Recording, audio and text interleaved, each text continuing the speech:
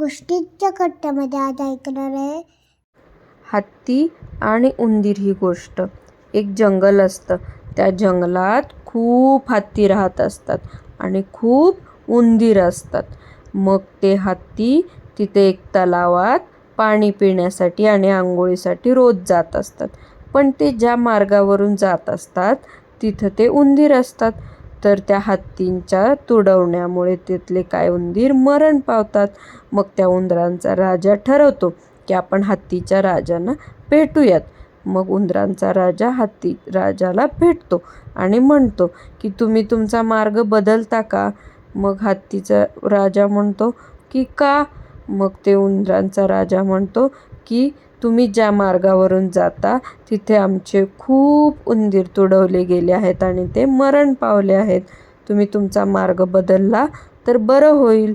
तुम्ही आमचं जर ऐकलं, तुम्ही आम्हाला जर मार्ग बदलून मदत केली तर आम्ही पण तुम्हाला जेव्हा गरज भासेल तेव्हा नक्की मदत करू.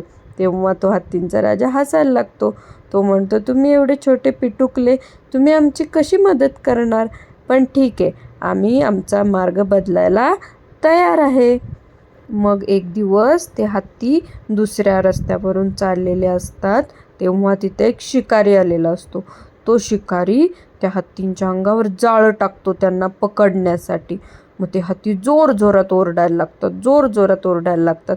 ते सुटण्याचा खूप प्रयत्न करत असतात पण ते त्या जाळ्यातून बाहेर येऊ शकत नाहीत. मग त्यांचा जो ओरडण्याचा आवाज असतो ते छोटे छोटे उंदीर ऐकतात आणि ते धावत धावत तिथं येतात आणि पाहतात तर त्या हत्तींच्या अंगावर जाळं असतं. मग ते उंदीर काय करतात, सगळं जाळं कुरतडून टाकतात.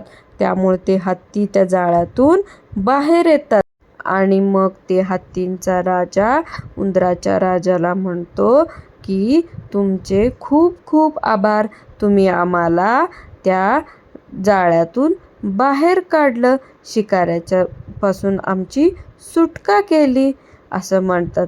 मग तेव्हा ते उंदीर म्हणतात तुम्ही पण आम्हाला मदत केली, तुम्ही पण आमच्यासाठी तुमचा मार्ग बदलला असं म्हणतात. गोष्टीचं तात्पर्य आहे संकटात मदतीला धावून येणारा खरा मित्र असतो.